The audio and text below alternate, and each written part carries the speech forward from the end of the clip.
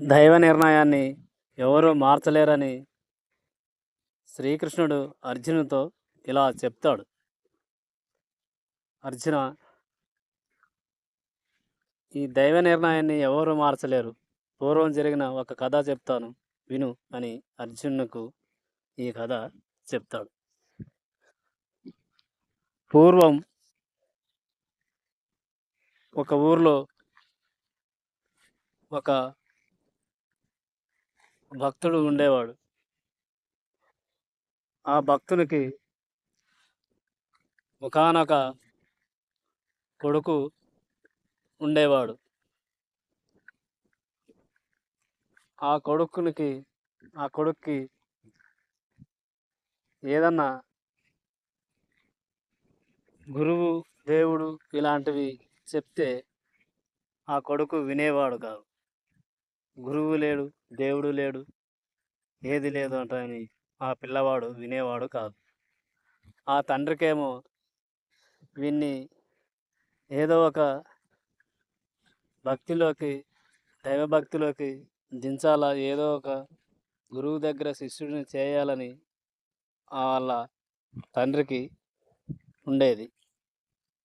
వీడు మాత్రం ఏ దేవుడు లేడు, ఏది లేదు, నేను నమ్మను, అంత నా ఇష్ట ప్రకారమే జరుగుతుంది, నేను ఏం తినాలంటే అది తింటాను, నేనేం చేయాలంటే అది చేస్తాను, దేవుడు లేడు ఏమి లేడని దేవునికి మొక్కేది లేదు, చేసేది లేదు. దేవుడు అంటే నమ్మడమే లేదు.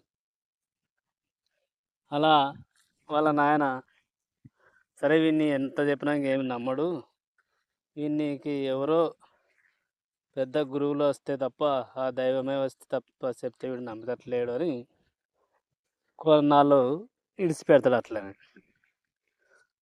ఆ పిల్లవాడిని ఇంకా ఏమి చెప్పడం చేయడు.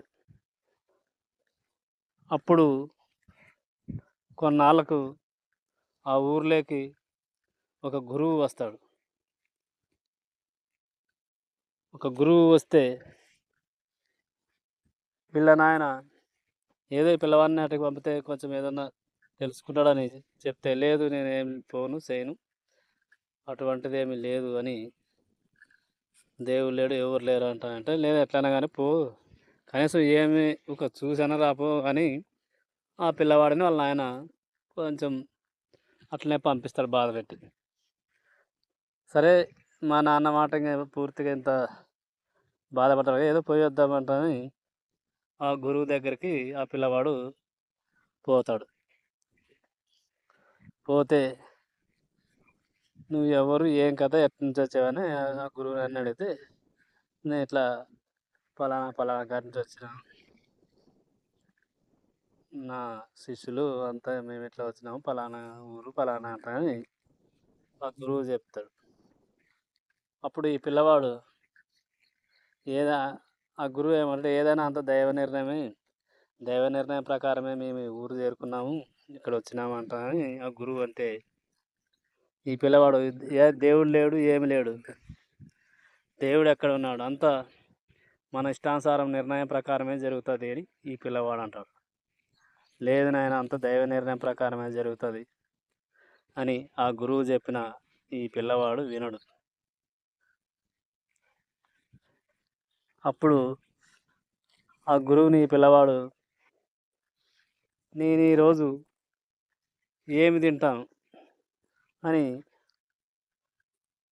ఆ పిల్లవాడు గురువుని అడుగుతాడు. అప్పుడు ఆ గురువు, ఈరోజు నీవు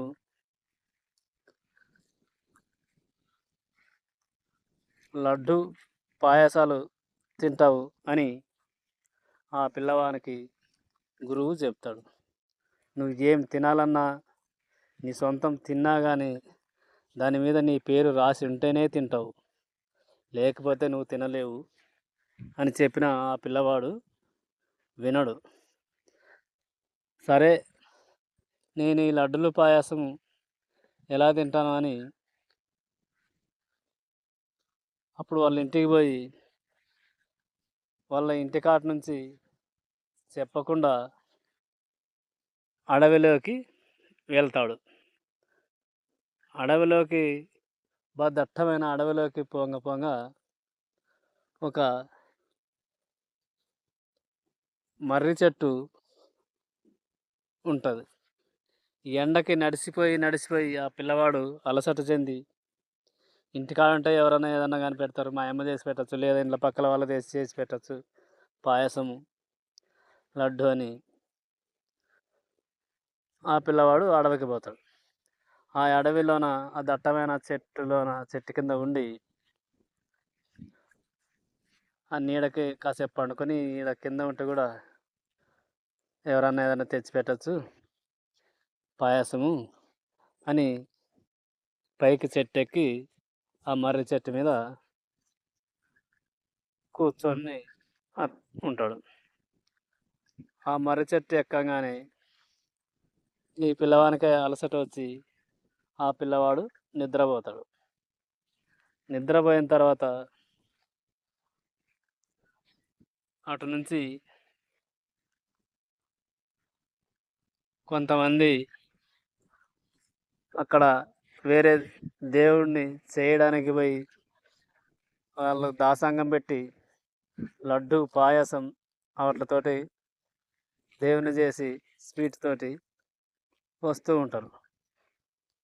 వస్తూ ఉంటే అక్కడ బాగా ఎండ కొడుతుంటే ఆ ఎండ కోసమై వాళ్ళు ఎండకు తట్టుకోలేక కొద్దిసేపు ఈ చెట్టు నీడకు కూర్చొని పోదాం అని ఆ చెట్టు నీడకు వచ్చి కూర్చుంటారు. కూర్చున్న తర్వాత కొద్దిసేపటికి అక్కడ నుండి ఒక దొంగల ముఠాలాగా గుర్రాల శబ్దాలు వస్తాయి. ఆ దట్టమైన అడవిలో దొంగలు ఉంటారని అక్కడ వచ్చిన వాళ్ళు అన్నీ లడ్డు పాయసాల కింద పెట్టి కొద్దిసేపు ఉండి భోంచేసిపోదామని అనుకుంటున్నా కానీ ఆ దొంగల ముఠా వస్తుందని వాళ్ళు హడావుడిన ఆ పాయసం లడ్డులు అక్కడ మర్చిపోతారు. అక్కడ మర్చిపోయి వాళ్ళు అన్నీ హడావుడిగా ఎత్తుకొని వాళ్ళు అదే పారిపోతారు. వాళ్ళు పారిపోను ఆ దొంగల ముఠ ఆ ఎండలోన వస్తుంటే వాళ్ళకి విపరీతమైన ఎండ ఉందని కొద్దిసేపు ఈ చెట్టు కింద ఉండి సేద తీర్చుకొని పోదామని ఆ దొంగలు ఆ చెట్టు కిందే ఉంటారు. ఆ చెట్టు కింద దొంగలు ఉన్న తర్వాత పాయసం లడ్డు అవల్ల ఆ దొంగలకి కనిపిస్తాయి. ఇక్కడ ఎవరు పాయసము లడ్డులు పెట్టిపోయినారు, మేము ఇక్కడ ఎప్పుడూ చెట్టు కింద ఈ అడవిలో చెట్టు కింద ఉంటామని తెలుసు కదా జనాలకి అని, ఇదేదో విషం పూరితమైనవి అని వాళ్ళు చుట్టుపక్కల ఎవరైనా ఉంటారు ఈ పెట్టిన వాళ్ళు, మేము తిని చనిపోతామంట అని ఉండడానికి అని ఆ చుట్టుపక్కలంతా వెతుకుతారు. వెతుకుతుంటే చుట్టుపక్కల ఏమి కనపడదు. పైకి చూస్తే ఆ పిల్లవాడు కనపడతాడు. ఆ పిల్లవాడు గాఢ నిద్రలో ఉంటాడు. అప్పుడు ఒకరు చెప్తే ఇక్కడ వాడు ఉన్నాడు, ఇలా మనం తింటే చచ్చిపోతే ఎంతమంది చచ్చిపోతారని చూడడానికి ఉంటాడు వీడు అని వాడిని కిందికి దిగమంటారు. కిందికి దిగమంటే వాడు దిగకుండా నేను దిగను అంటే దిగను అంటాడు. లేదు నువ్వు ఎందుకు దిగవు అయితే దీంట్లో విషయం ఉంటుంది అందుకనే వీడు దిగడని వాళ్ళు వాడిని పైకెక్కి 4 ఏట్లు కొట్టి వాడిని కిందికి దింపుతారు. అప్పుడు ఆ పిల్లవాడు కిందికి దిగిన తర్వాత ఈ పాయసం తిను అని ఆ దొంగలు చెప్తే నేను వాళ్ళంటే వాళ్ళ అని వాడు తినని అంటాడు. ఎందుకు తినవరా నువ్వు, వీటిలో విషం ఉందనే కదా నువ్వు తినవని వాడిని 4 ఏట్లు పీకుతారు. ఆ 4 ఏట్లు పీకడంతో వాడు ఆ లడ్డు పాయసం అవి తింటాడు. తిన్న తర్వాత ఆ దొంగలు తిని వాళ్ళు వెళ్ళిపోతారు. అప్పుడు ఈ బాలుడు మళ్ళీ గురువు దగ్గరికి పోయి నేను ఈరోజు లడ్డు పాయసాలు తిన్నాను, ఇదంతా దైవ నిర్ణయమే అని అప్పుడు ఆ గురువుతో ఈ పిల్లవాడు నేను ఈ లడ్డు పాయసాలు తిన్నాను గురువు అంటని ఆ గురువుకు చెప్తే, అందుకేనైనా ఎవరు ఎప్పుడు ఏం చేయాలో అది దైవ నిర్ణయాన్ని తప్పించుకోలేరు, తప్పదు దైవ నిర్ణయం. నువ్వు ఏం తినాలని రాసి పెట్టిందో అదే తింటారు, నువ్వు ఏం చేయాలని రాసి పెట్టింటే అదే జరుగుతుంది. నువ్వు తినే ప్రతి గింజ మీద నీ పేరు రాసి ఉంటేనే నువ్వు దాన్ని తింటావు, లేకపోతే నువ్వు మీ ఇంట్లో చేసిన ఏదైనా ఆ రోజు బయట తింటావు అని ఆ గురువు చెప్తాడు. అది నిజమే అని అప్పుడు శ్రీకృష్ణుడు అర్జున్తో ఇది చెప్తాడు, అర్జున దీనిని ఎవరు తప్పించలేరు, దైవ నిర్ణయాన్ని విధిరాతను ఎవరు తప్పించలేరు, ఏది తినాలన్నా ఏది చేయాలన్నా అంత దైవ నిర్ణయం ప్రకారమే జరుగుతుంది అని శ్రీకృష్ణుడు అర్జునుకు ఉపదేశిస్తాడు. జై శ్రీరామ్, జై శ్రీకృష్ణ, జై శ్రీరామ్.